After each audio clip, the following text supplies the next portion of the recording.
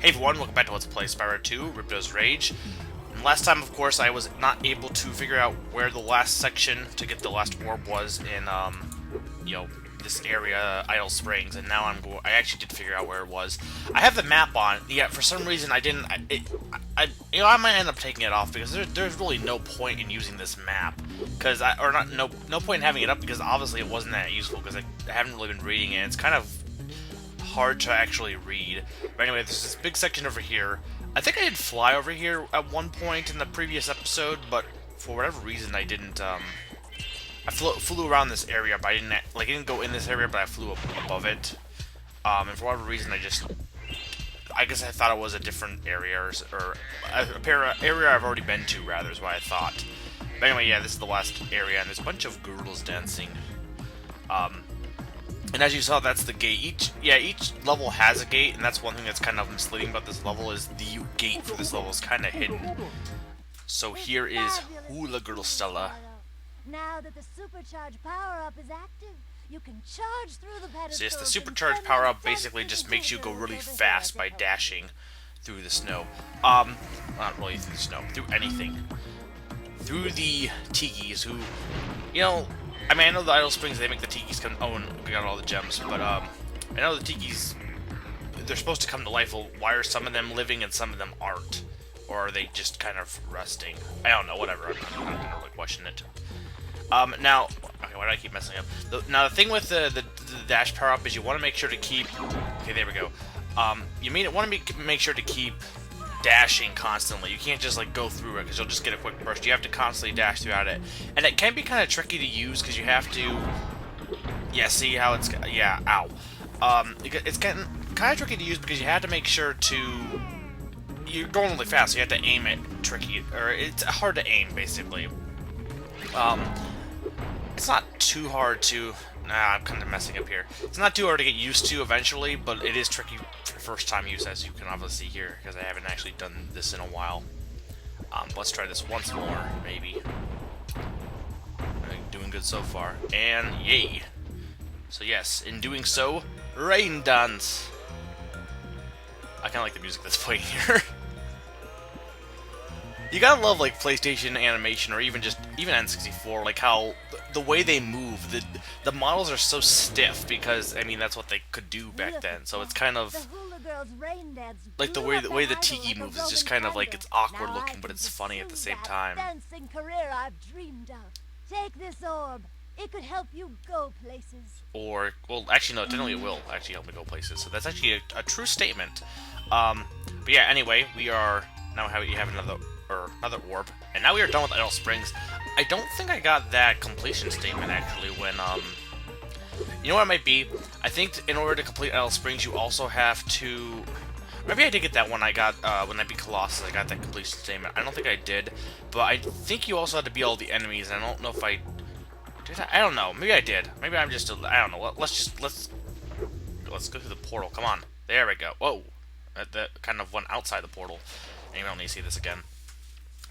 But yeah, now we're actually gonna go to a new world, because I've been doing a lot of repetition, because I, was in Idle Springs, and I went to Colossus. I should have done Colossus first, because, I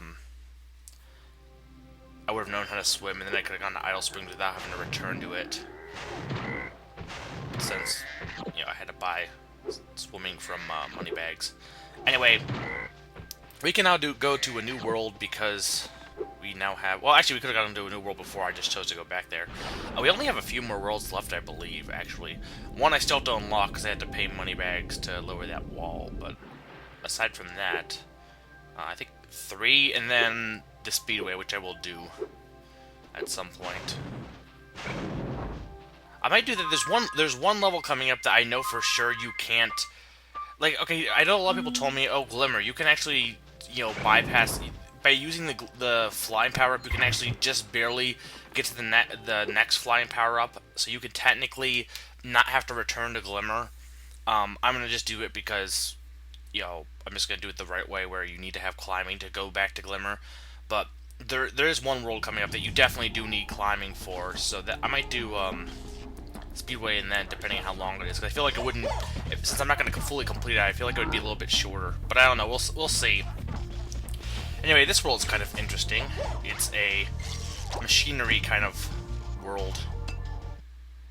And we have little dog things that are being chased by those big things with wrenches.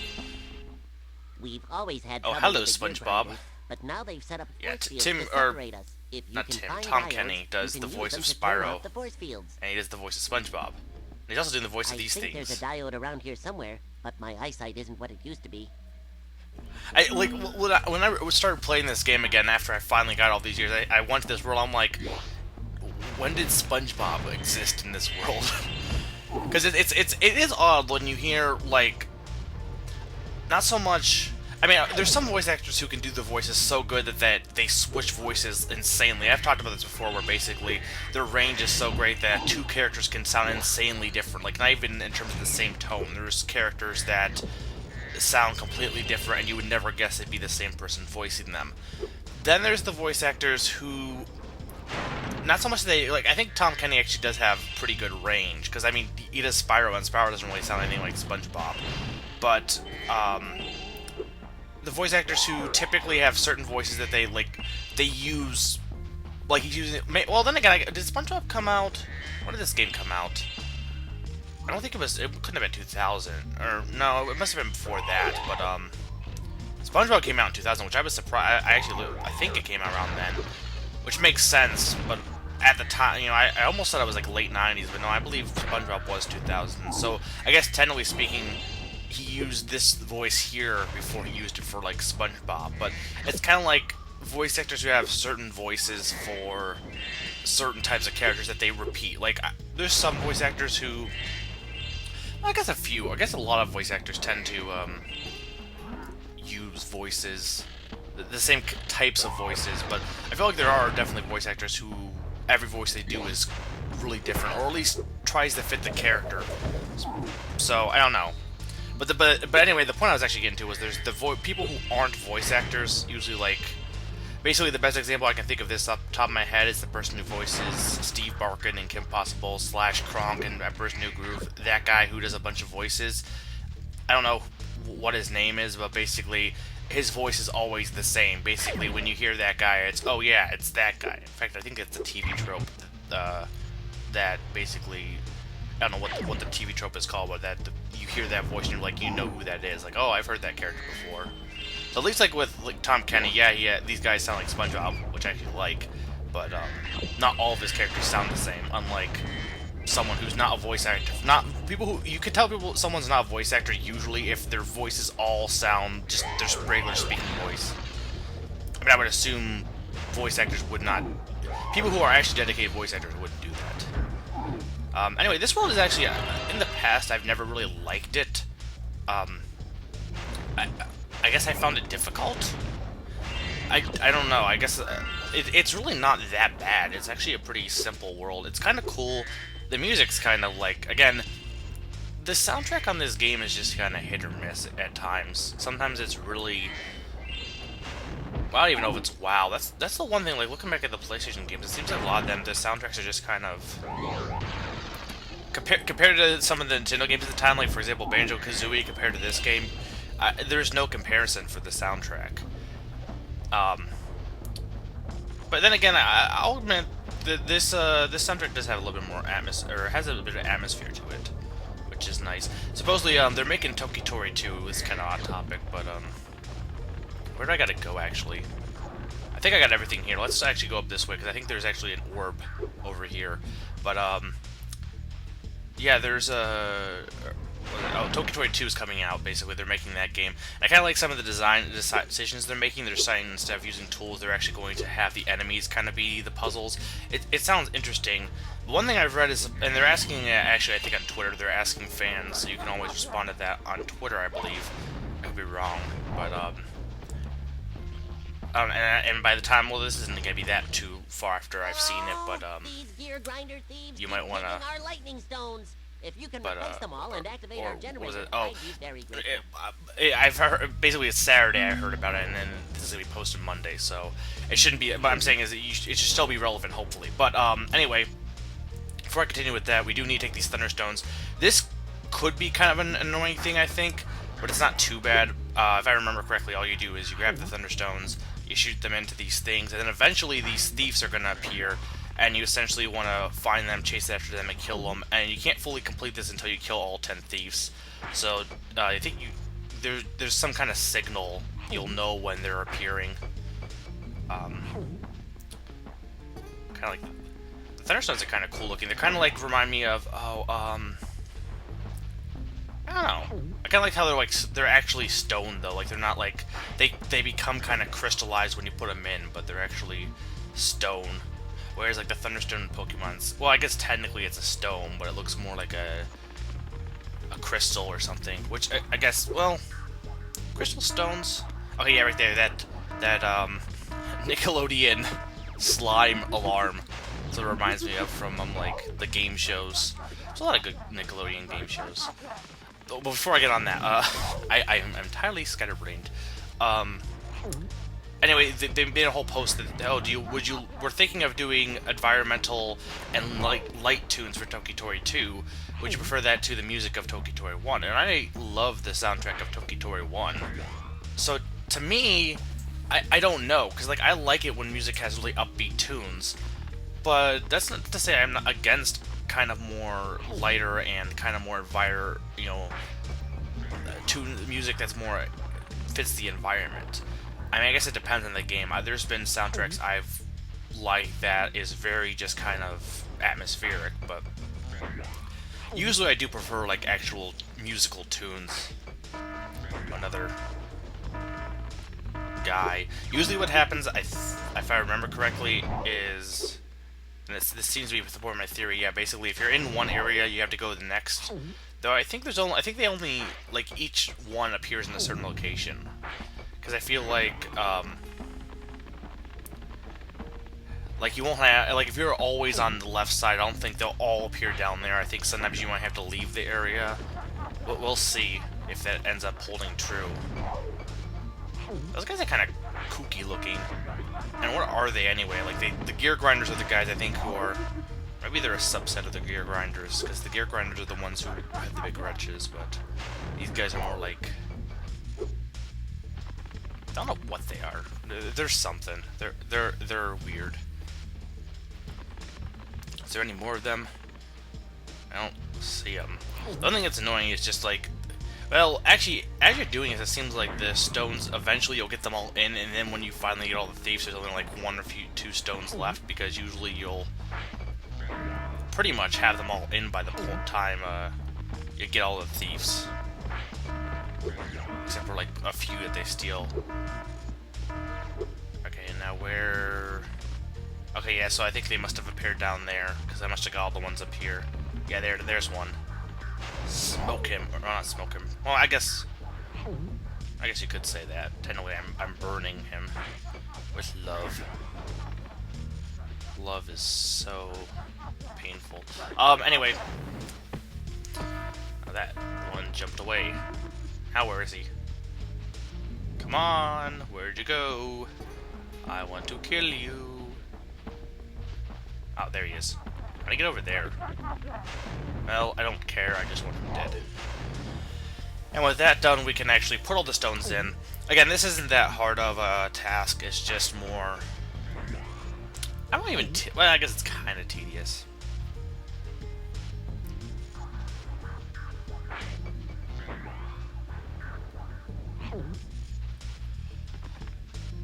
That's the one thing about the environments in this game. They're very kind of bland too. You really people make fun of the N64 graphics nowadays, but you really have to appreciate how much they were able to do with the N64 in terms of making environments very vibrant. I mean, Spyro looks pretty good, but I think the main thing is not so much the character models, though I think they are better than the N64 version. More of just the amount of variety there is in the worlds. Please, take it as a reward. Like just the amount of stuff they could put in there. Though some of the later worlds in this game do look pretty vibrant. Just a lot of them tend to be just flat waste, or not flat wasteland, but just a bunch of. Yeah, I don't know. This world's pretty cool. I guess I shouldn't complain. It's not a, I like this game, so why complain about it? Though then again, Well, no, I'm complaining about technology at the time. If they were to make the game today, they obviously would. It'd be like Ocarina of Time. When they made Ocarina of Time 3DS, they improved all the textures and they made the game really awesome. Or even awesomer. They improved certain elements. So, what I'm complaining about is, at the time, they made a decent game with what they were able to make, and if they were to make it today, basically, I'm comparing past games to today's standards, and that's not really fair. Because honestly, for the time, this is pretty decent. I mean, again, the N64, of course, had it be even Ocarina of Time, had more details in this game, but you know what? This game was 32-bit. It was hardcore, and I really like it. Those robots are a little bit annoying to hit, because they, can be kind of they can kind of, like, not really, I guess go fast, I guess that's what I want to say. But they're a little bit tricky to maneuver around, or maneuver to. Okay, I can't get up there yet. I will be able to get there eventually. Okay, that guy is gone. I do want to get all the enemies, even though I think... Do I have enough to activate that gate? Maybe. But I do want to get all the enemies simply just because... Again, I feel like that's... If you look at the pause menu, it says that that's, you know, one... It basically tells you how many enemies you killed, so I feel like that's kind of 100%, even if it doesn't affect it. And that's the last diode, or light bulb, as we call them in our current language. Thank you, Spyro. Oh, thank you to deactivated all of SpongeBob. the electric barriers. Okay, no, I'm sorry, but I like that voice From the though. gear grinders. Please, Electrol. take it as a reward. He looks more like, I don't know what he actually looks like. I kind of like these creatures. They're cool looking, to be honest. I do like the looks of them. They're probably the most creative creatures so far. I mean, we had the rats and Glimmer, and then just two different looking monk type thing. Well, we had the monks and then the idols, but they had the same kind of model. So these are the most creative thus far. And another dash power-up, actually. Wow. This one will be useful, because as you can see, we can't break those windmills, but now we can with the ability to dash. Dashing is fun. And that will slow those blades down. Which will actually help us get our, the other orbs we need. There's 3 in this level, if I remember correctly.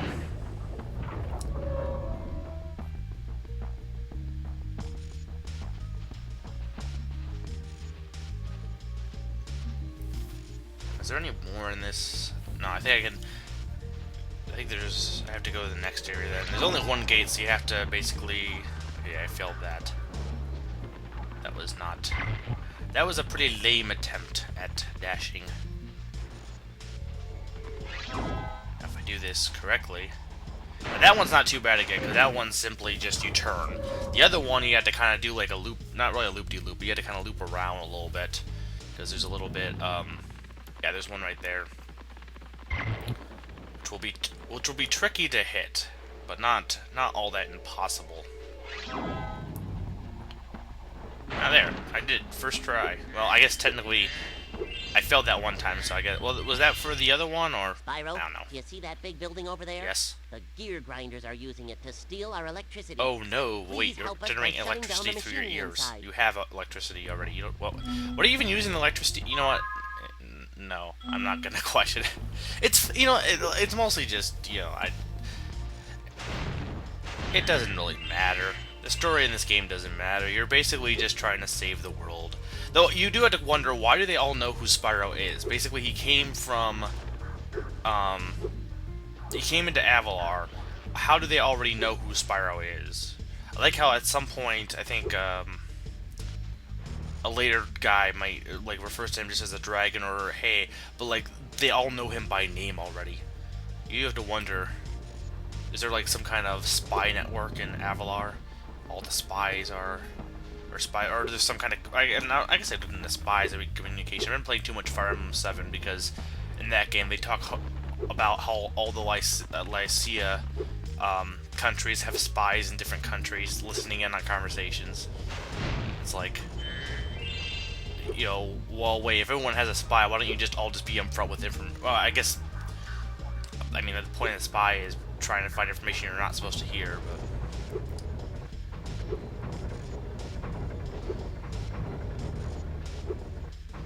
Spy's a kind of cool job.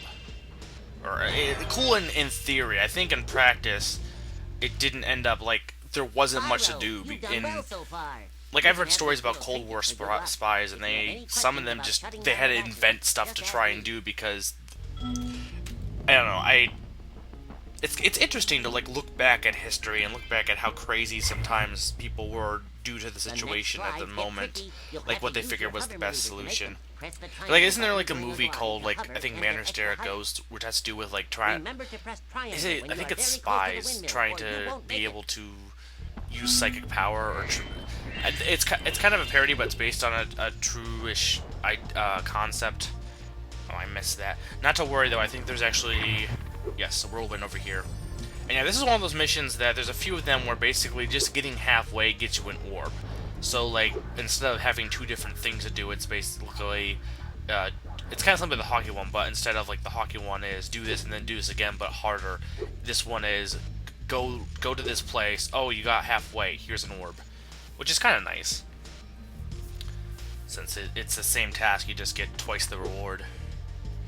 But I think that movie kind of details, like, basically I didn't see it and I don't know anything about it. I think I've heard it's good though, but some of the craziness that's some of the spy agencies obviously I've talked about crack.com before. They've talked about some of the crazy things spies do. Like I said, it's interesting to look back at history and just kind of read about some of the things people did, what insane or otherwise, and then wonder, you know, what would you have done in that situation? I mean, like, it's easy to look back and say, oh, well, obviously you should have done this instead of this, but at the time, that's not always really the case. Sometimes different aspects, pressure, make you misjudge, or at the time, the best judgment is actually it looks to be something that no one at the time would have thought a different solution would have been better. And yeah, this one's a little bit tricky, but it's not too bad, I don't think, if I can pull it off. Yeah, there we go. Spyro, help!